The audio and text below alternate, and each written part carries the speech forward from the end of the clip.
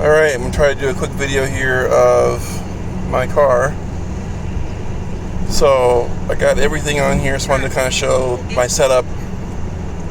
First thing that I love, got my cruise control working again, so you see a little light on there? I had to replace that cruise control switch, and now we're just cruising at a lovely 55 miles per hour. I also got my new front and rear camera set up. So you can see here, this is a touchscreen mirror, and I got my forward-facing camera and my rear-facing camera both on. AC going, super comfortable, just cruising around.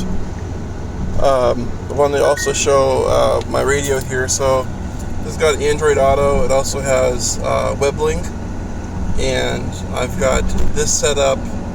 It plugs into my phone, and then I got a microphone here right there next to the speedometer, kind of up towards the right of the speedometer. Hang on a second. And anyhow, so I have that going, and there's a microphone there, and so I could do all my voice controls. Like I could say, "Hey Google, what's today's weather?" Right now in Fergus Falls it's 80 degrees and mostly sunny. Today, it will be mostly cloudy, with a forecasted high of 80 and a low of 62. So that's my hands-free operation. I can choose what I want to do on there. While I'm driving, if I get a text message, I can choose to read it out loud. I can choose to reply out loud. And I don't have to touch any buttons or anything. My phone just asks me what I want to do.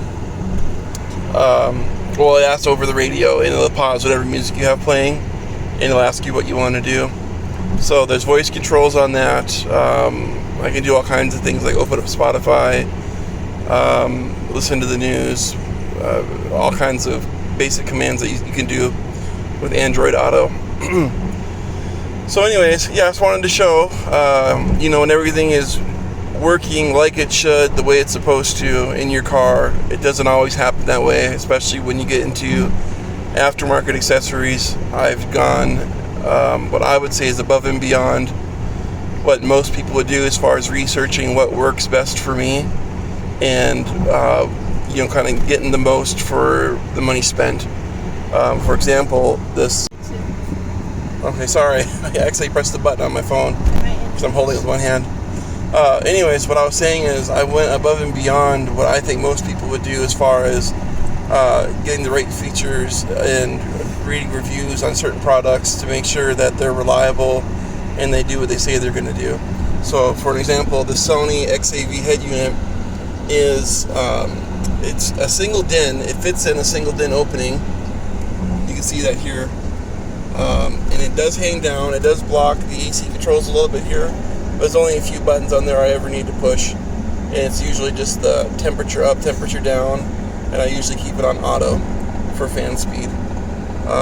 If it's raining out, sometimes I gotta press the defrost button, but those are easy enough to memorize, so I can just kind of reach over there and press the buttons, and not being able to see that little display there for the temperature and stuff doesn't bother me whatsoever.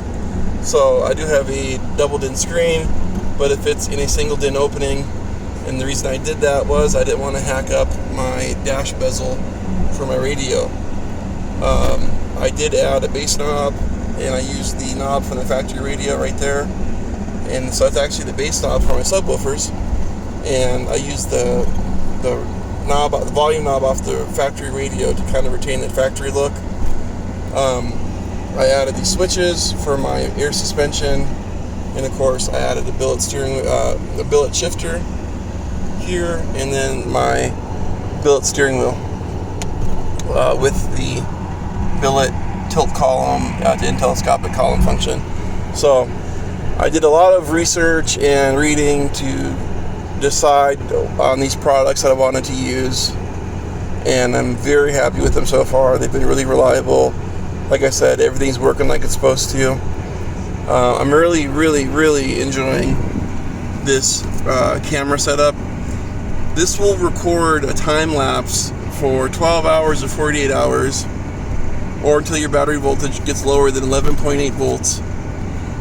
even when the car's off. So you turn the car off, it enters the security mode where it does a time-lapse recording, and then of course it records like this, 4K video and 2.5K video for the rear, 4K video for the front.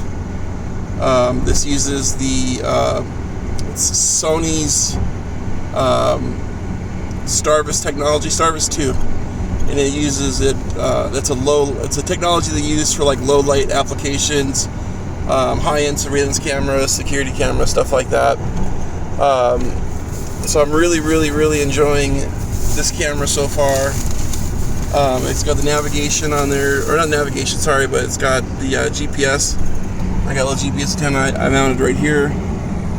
Shows you your speed, your direction of travel, and you can have that on or off, as well as the time. And I think the weather doesn't show up on there as far as the temperature outside, but it will show you the time and the GPS stuff. So anyways, I am just having a great time, enjoying nice cold air conditioning, cruise control. We're headed to a water park with the family, and everything's working like it's supposed to, and I'm just really happy with it, and I want to share it with everyone.